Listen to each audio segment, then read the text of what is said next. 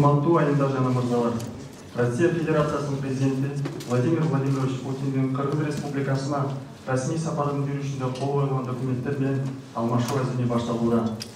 Уважаемые дамы и господа, начинается церемония обмена документами, подписанными в ходе государственного визита президента Российской Федерации Владимира Владимировича Путина в Кыргызскую республику. Кыргыз Республикасынын куралдуу күчтөрүнүн баш штабы начальники Райбери Дүйшенбиев жана Россия Федерациясынын коргоо министринин орун басары Александр Фомин Кыргыз Республикасынын Россия Федерациясынын ортосундагы 2012 жылдын 20 сентябрынан Кыргыз Республикасынын аймагында бекиткен Россия аскердик базасынын статусу жана болуу шарттары жөнүндө макулдашууга өзгөртүүлөрдү жана толуктоолорду киргизүү тууралуу протоколго жана эки өкмөт ортосундагы аскердик фельдъегердик почта байланышы жаратында кызматташтык жөнүндө макулдашууга кол коюшту. Начальник Генерального штаба Вооруженных сил Кыргызской Республики Райбери Дүйшенбиев и заместитель министра обороны Российской Федерации Александр Фомин подписали протокол о внесении изменений и дополнений в соглашение о статусе и условиях пребывания Объединенной российской военной базы на территории Кыргызской Республики от 20 сентября 2013 года и соглашение между правительствами двух стран о сотрудничестве в области военной и егерско-почтовой связи.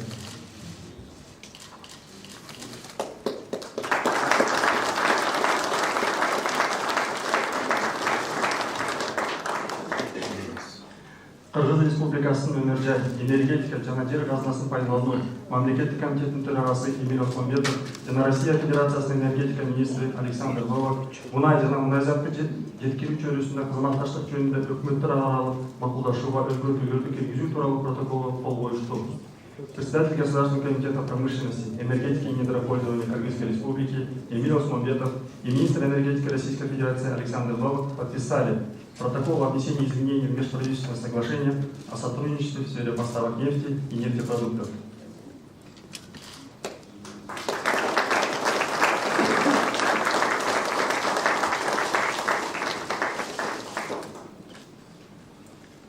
Кыргыз Республикасынын экономика министри Олег Панкратов жана Россия Федерациясынын экономика өнүгүү министри Максим Олешкин соода экономикалык кызматташууну активдештирүү боюнча өз ара иштешүү жөнүндө меморандумга кол коюшту.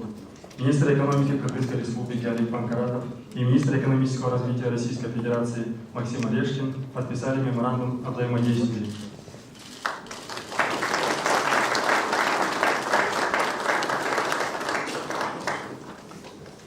Кыргыз Республикасынын интеллектуалдык менчик жана инновациялар мамлекеттик кызматынын төрайымы Динара Молдошева жана Россия Федерациясынын интеллектуалдык менчик боюнча федералдык кызматынын жетекчиси Григорий Ивлиев PathSearch патенттик издөөнүн маалыматтык издөө системасына кирүүгө уруксат берүү тууралуу макулдашууга кол коюшту.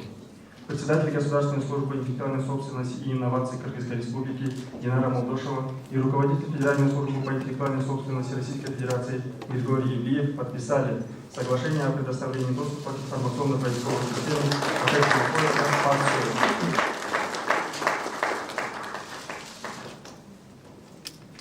Кыргыз Республикасынын транспорт жана жол министри Жанат Бейшенов, Россия Федерациясынын транспорт министри Евгений Дитрих, Кыргыз темир жол мамлекеттик ишканасынын башкы директору Канатбек Абдыкеримов жана Россия темир жолу ачык акционердик коомунун башкы директору Олег Белозеров Кыргыз Республикасынын аймагында темир жол тармагын өнүктүрүүнүн долбоору боюнча кызматташтык жөнүндө меморандумга кол коюшту. Министр транспорта и дорог Кыргызской Республики Жанат Бейшенов, министр транспорта Российской Федерации Евгений Дитрих, генеральный директор государственного предприятия Кыргыз темир жолу Канатбек Абдыкеримов и генеральный директор открытого акционерного общества Российской железной дороги Олег Белозеров подписали меморандум о сотрудничестве по проекту развития железной дороги.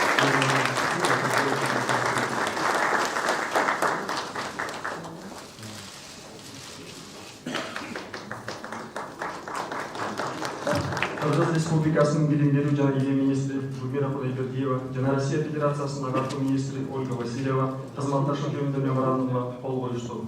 Министр образования и науки Кыргызской Республики Гульмира Кудайбердиева и министр просвещения Российской Федерации Ольга Васильева подписали меморандум о сотрудничестве.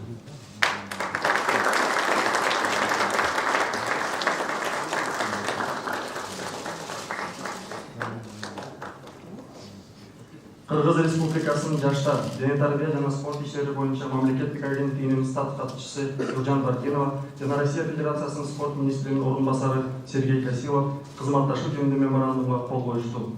Статс-секретарь Государственного агентства по делам молодежи, физической культуры и спорта при правительстве Кыргызской Республики Нуржан Баркинова и заместитель министра спорта Российской Федерации Сергей Косилов подписали меморандум о сотрудничестве.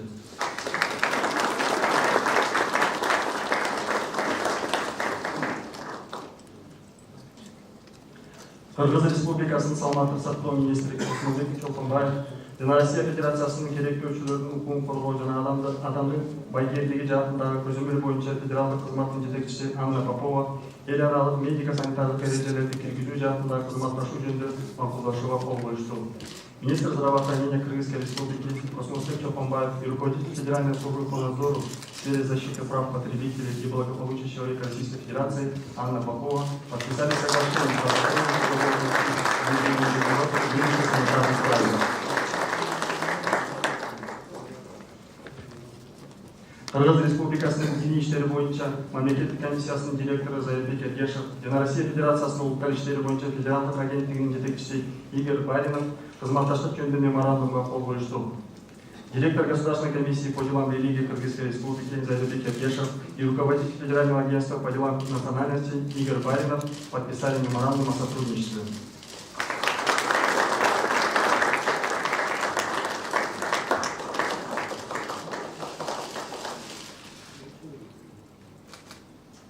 ВТБ банкынын башкарма төрагасы Андрей Косин, группа Альянс акционердик фондунун президенти Муса Бажаев жана Альянс алтын жоопкерчилиги шектелген фондунун башкы директору Михаил Шубин кызматташуу жөнүндө макулдашууга кол коюшту.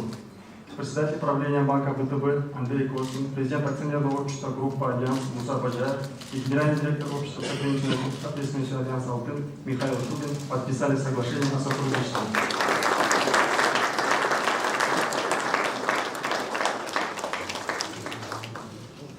Россия Кыргыз өнүктүрүү фондунун башкармалыгынын төрагасы Эркен Асрандиев жана Россиянын Күз инвестициялар фондунун башкы директору Кирилл Дмитриев кызматташуу жөнүндө макулдашууга кол коюшту. Председатель правления Российско-Кыргызского фонда развития Эркен Асрандиев и генеральный директор Российского фонда прямых инвестиций Кирилл Дмитриев подписали соглашение о сотрудничестве.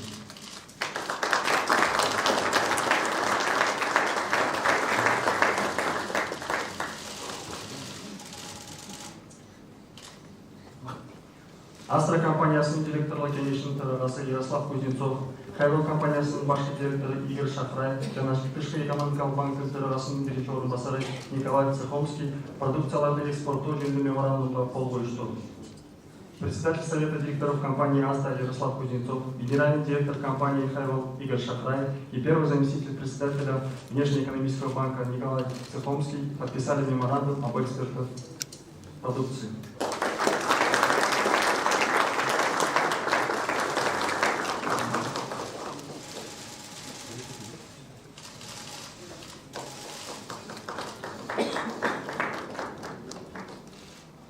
Кыргыз Республикасынын финансы министри Бактыгүл Жээнбаева жана Евразия өнүктүрүү банкынын башкармалыгынын төрагасы Андрей Беленинов Кыргыз Республикасы Евразия өнүктүрүү банкы менен 2019-2021 жылдары кызматташтык жөнүндө жол картасына кол коюшту. Министр финансов Кыргызской Республики Бактыгүл Жээнбаева и председатель правления Евразийского банка развития Андрей Беленинов подписали дорожную карту о сотрудничестве Кыргызской Республики с Евразийским банком развития на 2019-2021 годы.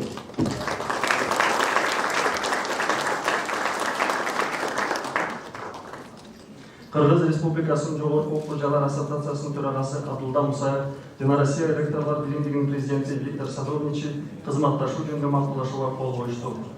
Председатель ассоциации вузов Кыргызской Республики Абдулда Мусаев и президент Российского союза ректоров Виктор Садовничий подписали соглашение о сотрудничестве.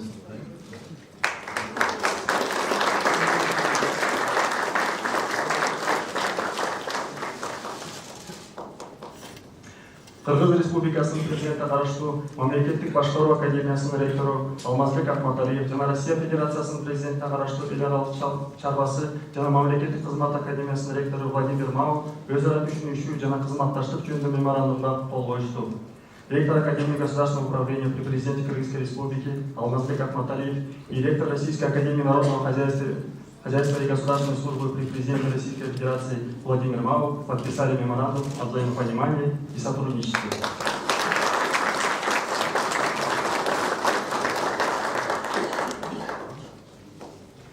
Кыргыз Республикасынын биринчи вице-премьер-министри Кубатбек Боронов жана Газпром Айкын акционерлик коомунун башкармалыгынын төрагасы Алексей Миллер мунай зат тармагына инвестициялар боюнча жол картасына кол коюшту.